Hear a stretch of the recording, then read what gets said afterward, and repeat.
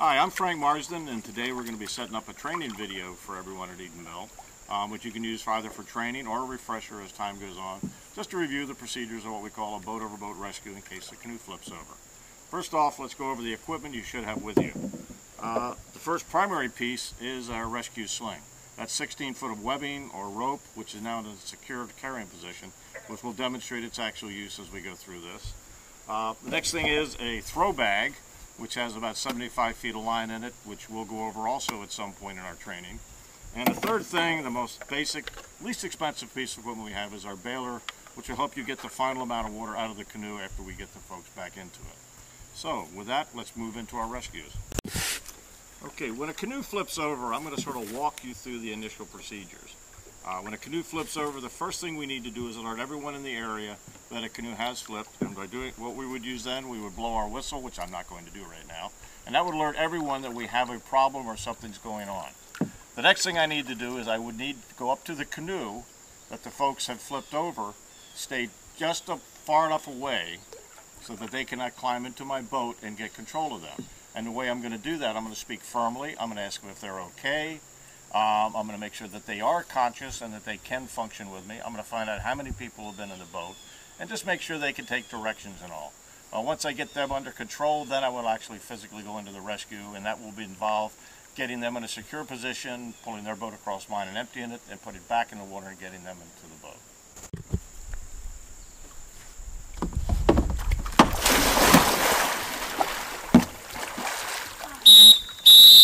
We got a boat over. Hey, are you guys okay? Yeah. Yep. Okay, how many were in your boat? Two. Okay, what's your name? Kelly. What's your name? Casey. Okay, Kelly and Casey, what I want you to do is come up to your boat right now. Just put your hands on it. Don't try to do anything, but just hang on to it. Okay, my name is Frank, and what I'm going to do, guys, is I'm going to help you get out of the water. I'm going to empty your boat out and get you back into your canoe. Okay, guys? Yep. So do me a favor. Please do not try to get into my canoe, because I can't help you if you flip me over. Okay? So I'm going to come next to their canoe. Okay, Casey, I'd like you to go to the end of my canoe. Now, don't let go of the boats. Just sort of walk hand over hand. Hang on to the back of my canoe, but do not try to get in. Kelly, the same thing. Do not let go of your canoe, but stretch your hands out. Grab the end of my canoe and hang on to it, please. Thank you. You guys both okay? Yes. Yep. All right, so just hang on for a few minutes because I'm going to get you out. Okay, now I'm going to slide the canoe. I'm going to be the solo rescuer, or even tandem, it would work this way. But if I'm going to lift the boat, I need the majority of the boat behind me. I have to take my arm. I cannot lift it like curling weights. I have to reach around, lock my arm in a locked position. I'm going to grab it just behind the deck plate up here. Not on the deck plate, but right in this area here. I'm going to reach under the water. I'm going to grab it. And then by almost standing up in my canoe with my body or straightening up, I'm going to pull it up over the edge. Once it's there, I'm going to make sure they're okay. You guys okay? Yes. Yep. Because I always got to be concerned about my participants or my victims in the water. And now, simply put, I'm going to slide, and if I had a partner, they could help me. And by the way, all of this is done from being on my knees. I'm not sitting on the seat. Once I have it across, the boat is now completely empty. It has to be balanced. If I let go of it and it's balanced, I know it's completely empty. I need now to flip it over so it's right side up. If I'm the one that's going to flip it, I need to make sure if I have a partner that they're ready for it. You ready, partner? Even though they're not there. Okay, you ready? One big move. It's not a whole bunch of jerky or moving around. And then I'm going to slide it back in, still making sure my guys are okay. You guys okay back there? Yep. Okay. Okay, Kelly, what I'd like you to do is hanging onto your canoe, come around to the side of your boat.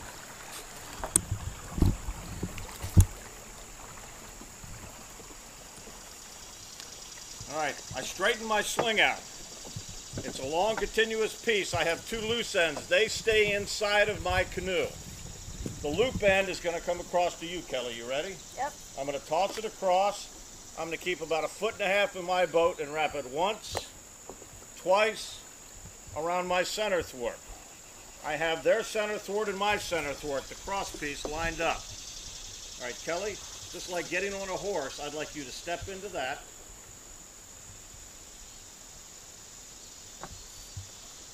I'd like you to put a hand on each side of the loop, about 6 inches away from it.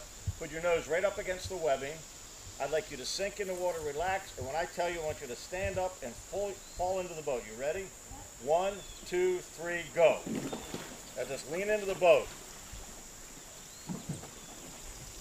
While she's doing that, I'm hanging onto the loose end snugly. I'm also hanging onto the edge of the boat and pushing down so that she doesn't flip it. And once she comes in, I have to be ready to lift or push, either way. All right? Okay, Casey. Yep. Would you like to come around? You want to paddle it outside? Okay, what we want to do is take a minute to show you how to position and how to set up the rescue sling.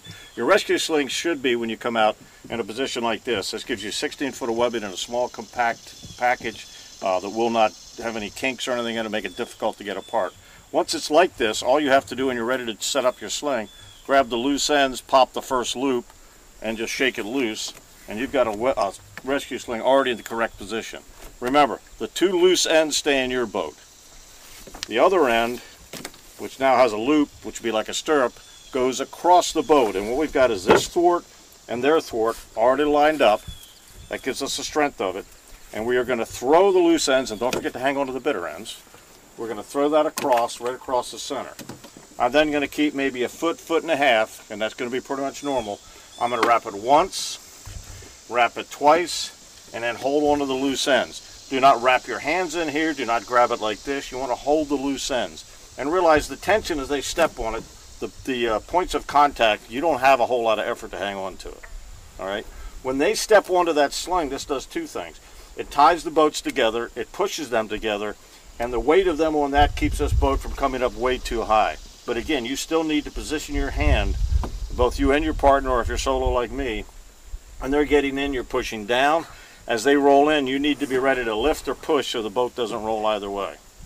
Okay? The other thing with this, if they come into the boat or at any time they slip or fall and they have the webbing wrapped around their foot or leg and it can become a problem, all you have to do is let go. It'll go into the water and we have nothing entrapping anybody. But keep in mind though, this webbing will sink if you drop it in the water, but that's not our concern at this point. Okay, Casey, can you, by hanging onto the boat, come around hand over hand? You never let the victims let go of the boat. We want connection. If on a windy day they blow apart. Okay, Casey, Kelly, I'd like you to sit in the bottom of the boat up against that seat. Okay, sit on your bottom, please. And that way we keep her center of gravity low, and she's ready to stay out of the way. Okay, Casey, put your foot into the sling like getting a horse on a stirrup, or a stirrup on a horse. Okay, well, I want you to relax and sink into the water comfortably. I need each hand about 6 inches away from the sling. Now relax, sink into the water, nose against the sling. When I count to 3, I want you to hurl yourself into the boat with all the energy you got. You ready? Just explode. 1, 2, 3. Good job. Are you good at it? Good job, Casey. All right. Excellent. Okay, let me have the sling. Okay, are both of you guys okay? Yep. Okay. Kelly, what I'd like you to do now is go back to go into your seat, to sit up in your seat. Okay, Casey, I'd like you now to turn around and go into your seat.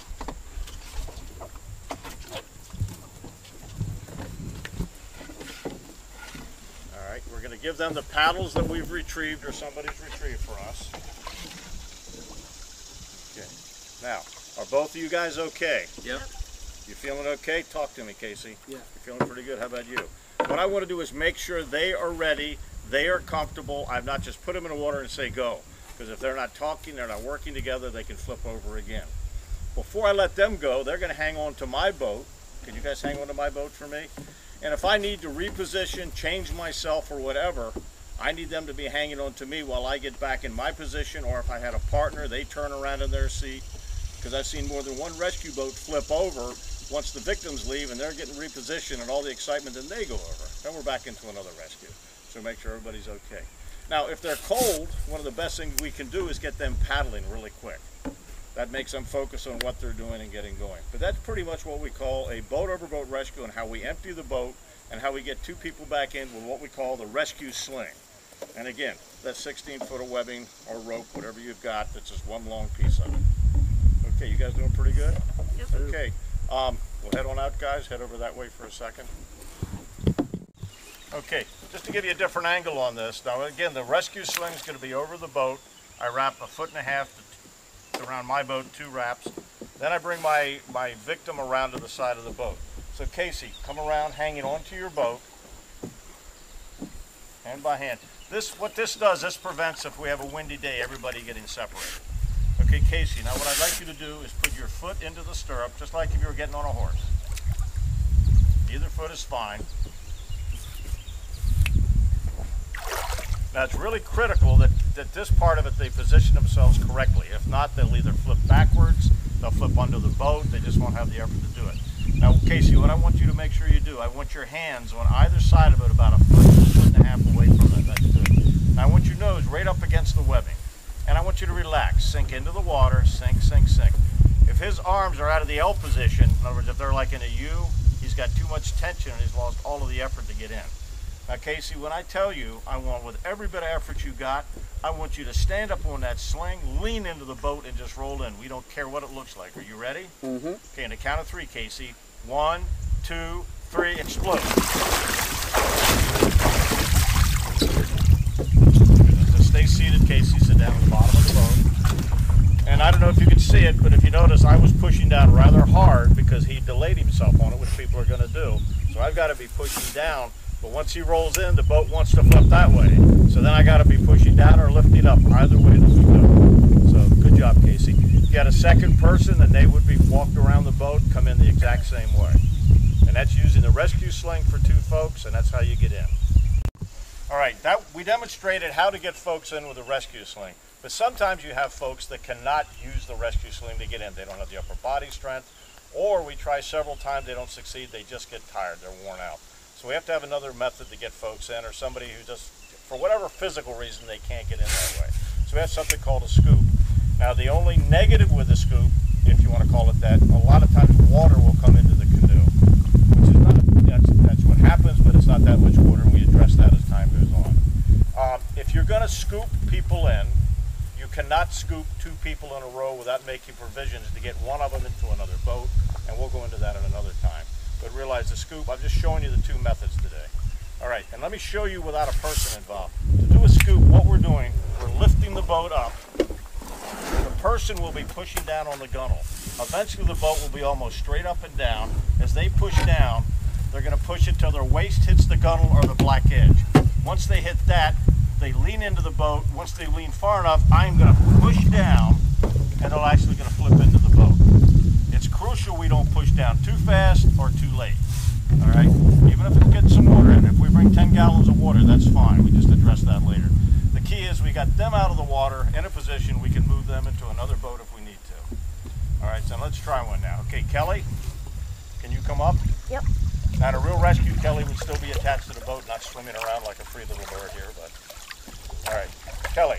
Now, I also need to position her where she has the biggest area of the boat to come into, because she needs to roll her whole body and not reach over and grab a thwart. So in this case, I'm going to try my best to have her in the front of the boat, or excuse me, in the back of the boat between the back seat and the center thwart. She's in a good position now. Okay, Kelly, I'm going to do what we call a scoop. I'm going to lift. When I'm lifting, I want you to push down. Once it gets to your waist, I want you to lean into the boat and flop in. Okay, you ready? So yep. Let's do it together. Push down, push down, push down. Boom, into the boat she goes. Except she didn't flop. Most people aren't going to do a pirouette like that, but that was still good. And you can see we get her in. Didn't take a whole lot of upper body effort. Even an elderly person could do that pretty good. But what I had to do is discipline myself not to push down until she had the upper part of her body leaning into the boat. If I push too soon, I can actually flip her backwards out of the boat. All right. Now, something as a rescuer I have to be aware of. Some of the folks are going to fly in such a dramatic way, their feet are going to come right at your heads. Or you just have to be protecting yourself. Again, once they're in, you don't go, yay! You hang on to the boat, you make sure they're okay. And what I could do now, if I had 2 people, I would have picked the person I thought needed the scoop, and then I could bring the other person over and do the sling to get them in. So there's a lot of different combinations. Okay, we've demonstrated now how to use a scoop and how to use the rescue sling to get folks in. Each one of them has its own need. You can either do 2 scoops, 2 slings, 1 sling, 1 scoop. It all depends upon the group, the people that you've got in the water, and decisions you've got to make. There's so many circumstances to look at. A couple of things. When you start your rescue, as soon as the boat goes over, do not forget the rest of the group. We don't want to focus so much on one boat that flipped over that we have 5, 6, 7 other boats that are totally off on their own, possibly getting into trouble. So make sure that someone else, one of the other leaders of your group, has taken control of them. That's a primary importance. The other leaders then can help you if needed once that is secure. But don't create additional problems. Also, any rescue that you're into, don't jeopardize yourself. You've got to make decisions based on your health or your well-being and also theirs. Look around before you start a rescue. How close to the dam, let's say, I am. If you're not at Eden Mill and you're involved in a rescue, are there boulders coming up? Are there rapids coming up? Remember, the primary is take care of people before the equipment. And if circumstances say that I got to get the people out somehow and not worry about the boat, then that's what you do. And you've got to make these decisions. Again, using the scoop versus the sling. The rescue sling, we'll edit that out.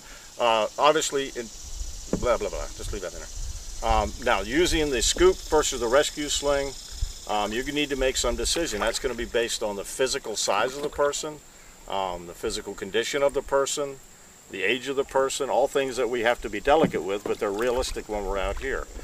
Say a pregnant woman. I think I would give my first shot at doing a scoop with a pregnant person and being concerned about how they roll into the boat and things of that nature. There are no perfect things that can be offered. You just have to take all the tools available and build that rescue from that and do the best you can. Now, obviously, if we're near like the concrete steps we have here at Eden Mill on part of the creek, or up at some of the points, there's a nice little muddy bank or a little sandbar that we could get out. Utilize that into your rescue if you need to be. We're not so ingrained on using the rescues that we forget all the other tools that might be around us. Now at Eden Mill we do have a tough time with all the terrafoam and stuff and the height of the banks. But you know, open your eyes up when you start your rescue and build your rescue based on the needs at that moment. And practice, practice, practice. That is one of the reasons we have everyone do a refresher, do a rescue every year, because in reality you might go 2 years without ever doing a rescue. And that's the other thing, be preventive. Look how the boats are loaded. Our whole goal is not to have to do a rescue, but if it is, that we are ready and we understand how to do it. So I hope this all helps out. We can redo this at any time, but biggest thing is let's get out here, let's paddle, let's bring as much joy as we can to many other people as we can and experience what we experience. So thanks everybody, and let's keep using these videos. We'll do some more for you. Oh, and I would like also to thank my camera person, Amy Dunn, who's been so diligently here with the camera, and my audio person. And I'd like to thank Samantha Height for helping control the boats while this went on. But I'd also like to thank our 2 victims, Casey and Kelly up there, who did this with the joy of the earth, even though they were told they had to do it this morning. But thanks, guys. Thanks, everybody.